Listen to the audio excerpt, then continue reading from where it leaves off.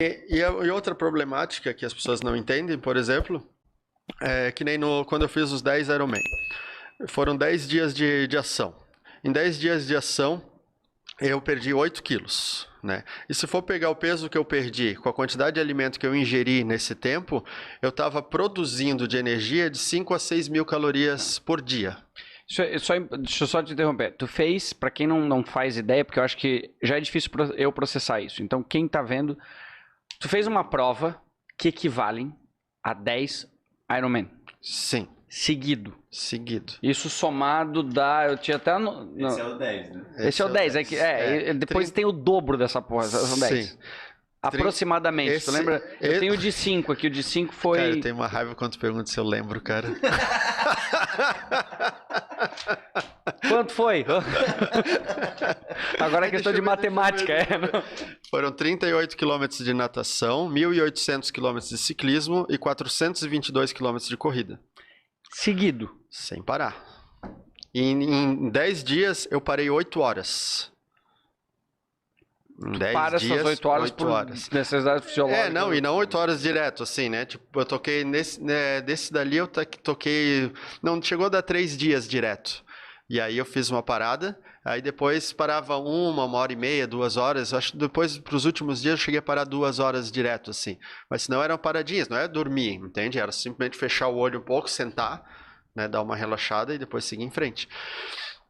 E fazendo isso, eu estava queimando 20 mil calorias por dia, em torno de 20 mil calorias por dia, e produzindo 5 a 6 mil calorias por dia. Ou seja, tinha um déficit de 14 a 15 mil calorias por dia. E aí, assim, como isso é possível? Como é que tu supre isso? São 2 quilos de gordura, seria. Eu teria que ter queimado 2 quilos de gordura a mais do que eu estava queimando. Por dia. E aí, porque tem uma energia que se usa, que a galera desconsidera, que é o prana, a energia contida em cada respiração. Essa que é a pegada do Oriente, que a gente aplica na biologia humana e que permite feitos extraordinários. Que permite não só que você se mantenha em ação durante tempos absurdos, como permite que você regenere o teu corpo em velocidades muito absurdas. Você atinge o estado de super-herói mesmo, assim, sabe? O Wolverine, mais ou menos isso, assim. Vira Super Saiyajin, quase. Porque assim, claro que tu se arrebenta fazendo essas coisas, só que a velocidade que você se conserta é tão rápida como metabolizar a pizza, entendeu? Tudo em você funciona em velocidade ultra. E aí, por isso, você não se fere como deveria normalmente ou racionalmente, logicamente, se ferir. Entende? Porque não dá tempo. É como se a ferida estivesse abrindo e quando ela chega a um tamanho máximo, ela começa a fechar. Como se fosse de novo a ressíntese do lactato. Entende? Tudo funciona dessa forma pulsante. Tudo no universo funciona de forma pulsante. Só que o nosso intelecto, sistema de crenças, impede esse fluxo. Por isso eu sempre falo de fluxo energético. Quanta energia você consegue deixar fluir? Não é armazenar energia, é deixar fluir. Eu uso um exemplo assim. Se eu te solto uma descarga elétrica de 20 mil volts aqui, é para tu morrer. Se você tentar segurar esses 20 mil volts, você morre. Você vai ser torrado, vai pegar fogo, talvez. Mas, se você, por exemplo, tiver um condutor, a energia vai passar através de você, provavelmente você vai se machucar, mas você não vai morrer. A energia flui através de você. E isso falando de 20 mil volts. Mas o prana está constantemente passando por você. Cada vez que você faz a respiração consciente, ou quanto mais tempo você puder fazer de respiração consciente por dia, mais você permite que essa eletricidade, que essa energia flua através de você. Te consertando e te fortalecendo em cada respiração. Cura e fortalece em cada respiração. A gente já leu sobre autocura. Né? As pessoas, eu sei, tem esses orientais malucos lá que falam autocura. Até parece, se eu tomar um tiro aqui vai curar sozinho. Se eu não fizer nada não vai curar. Pode curar, pode. Aí, assim, por exemplo, nesse Deca, eu tive um tombo de bicicleta. Eram 1.800 de ciclismo. Eu caí da bicicleta com mais ou menos 800 quilômetros. E quando eu caí da bicicleta, o meu pé girou e ele girou 180 graus. E eu tive uma ruptura parcial do tendão do calcâneo do pé esquerdo. E aí, na hora, eu fiquei com tanta raiva e tal, assim, e tinha que voltar e teve uma confusão. Por isso que eu caí, porque teve uma confusão e tal. E aí, beleza, eu voltei pra bike, fui.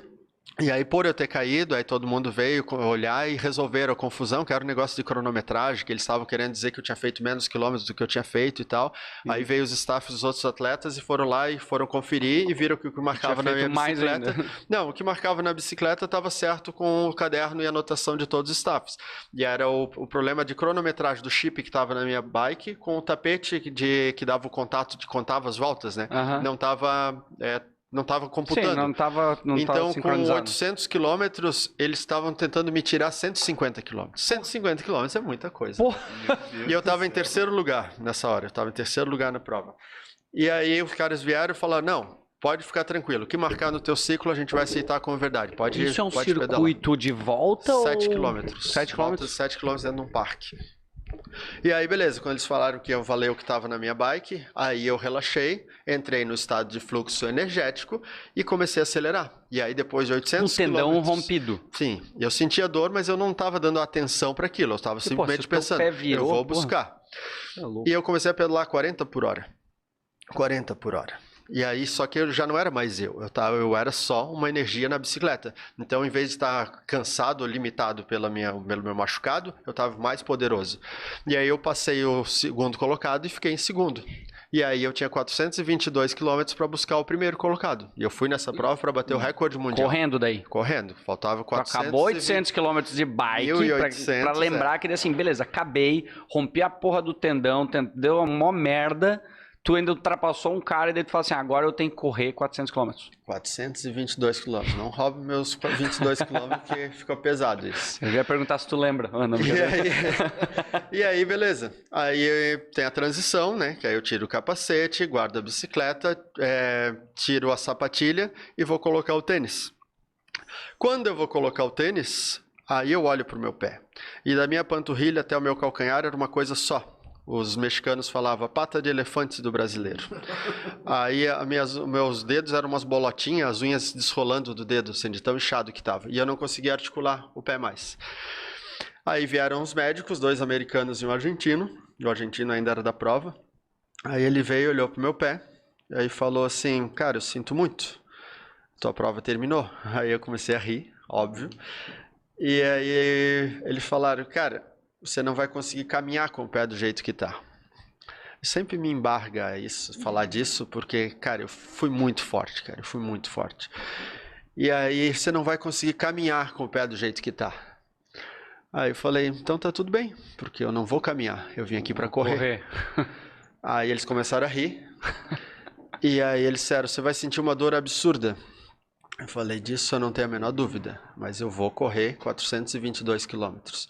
422 quilômetros. E eu sempre tive a perna direita muito forte, assim, minha perna, por a minha falta de coordenação, me acompanha até hoje, então a minha perna esquerda, ela meio que acompanha, assim, mas ela não é a mesma coisa que a direita. A minha direita é elite mundial, assim, né?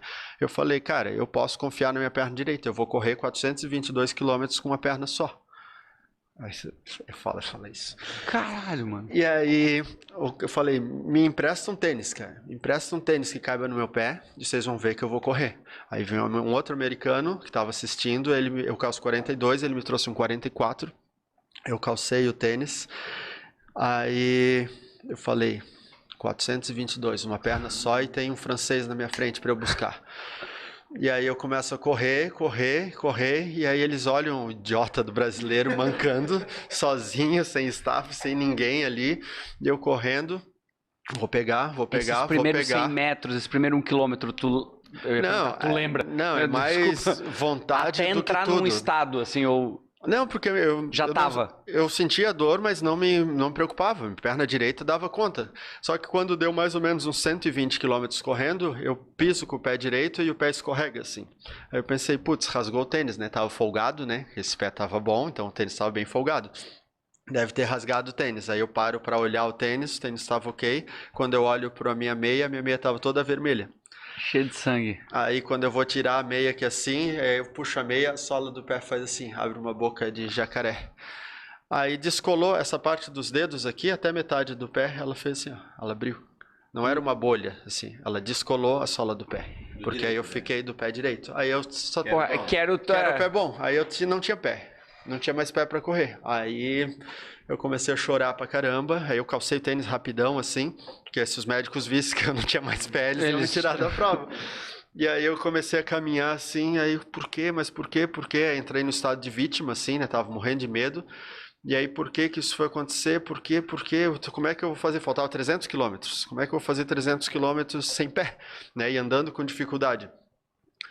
E aí, cara, tu descobre que existe muito mais coisa entre o céu e a terra do que a nossa vã filosofia é capaz de conceber.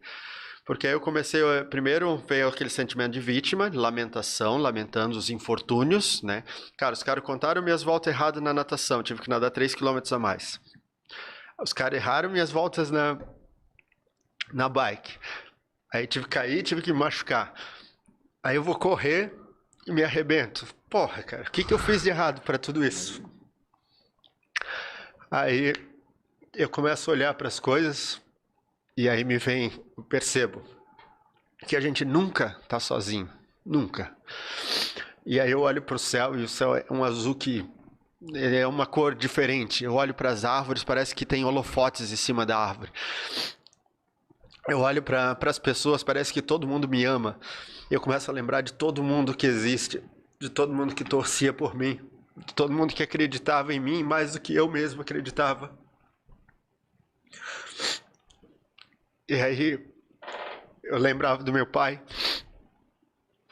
E aí Tu falou a vida inteira. Eu falava assim, pai, sozinho eu não consigo sair daqui. Mas se tu correr comigo, a gente ganha essa prova. Aí, tipo, ele se materializa do meu lado e a gente começa a correr junto. E eu começo a pisar, eu não manco mais, eu piso normal no chão. As duas pernas, 100%. As duas pernas normal. E eu começo a pisar, eu sinto a dor, mas a dor não me incomoda mais. O objetivo que eu tenho, a vontade de estar ali, o sentimento de gratidão por ter tanta gente que me ama, por estar ali fazendo aquilo que eu escolhi fazer, tendo numa prova mais difícil do mundo, com os caras mais fortes do mundo, e eu ser um desses caras e ter chance de ser o melhor de todos, cara, isso era muito maior do que qualquer dor, de qualquer dificuldade. E aí eu começo a correr, começo a acelerar, e eles olham pra mim assim, you crazy, this is impossible. E eu começo a chorar e rir, e eu falo, isso é só um deca. E eu começo a acelerar, e o francês começa a olhar pra trás, e o francês começa a ter medo de mim, o treinador do francês vai de bike do lado dele, dizendo que ele não pode deixar eu pegar, que eu tô sozinho, cara, eu tava sozinho indo pra cima do cara. E aí eu corro até o final, e eu perdi a prova, terminei em segundo lugar. E o francês esperou eu cruzar a linha de chegada. E o francês, ele não abraça, né? Ele te beija no rosto, mas ele não abraça. Aí ele esperou quando eu cruzei a linha de chegada. Aí ele me abraçou forte, começou a chorar. Ele falou, cara, essa distância é brutal de várias formas, cara. Fazer do jeito que você fez é impossível. Aí ele me deu um beijo, assim, chorando, cara. E aí veio um outro francês aí, que também, mais velho. Ele veio e falou, cara, teu desempenho foi extraordinário, cara. Você é o verdadeiro campeão. Pra mim, você é o campeão de coração, ele falou. Aí eu pensei, cara, eu fico satisfeito com o campeão de coração. Cara, essa história dessa corrida, ela é bizarra, assim, de muitas formas, assim, sabe? Por isso eu sempre cito a frase de que você nunca sabe o quanto é forte, até que ser forte seja tua única opção. Porque em 2016, que eu fiz os 5 Ironman, eu ganhei com 4 horas de vantagem do segundo colocado. Eu tive alguns imprevistos e tal, mas não foi nada. Eu terminei fácil, sem dor, sem nada. A única certeza que eu tinha quando eu cruzei a linha de chegada é que eu podia fazer o Deca. Entende? Então, tem uma frase do Steve Prefontaine que ele diz que um esforço medíocre pode vencer uma corrida e um esforço extraordinário pode perder uma. Que vencer a corrida não significa que tu fez o melhor que você podia do início até o fim. Mas o Deca foi... o Deca foi a grande vitória, assim, sabe? Foi uma derrota linda, assim, que... Derrota porque o cara chegou na minha frente, mas, cara, não representa nada, sabe? Olha, o que tu falou antes... Fala, Sapiens! Gostou desse corte? Então curte, se inscreve, compartilha, nos segue nas nossas redes sociais, que isso ajuda bastante a esse conteúdo chegar a mais pessoas. É isso. Valeu!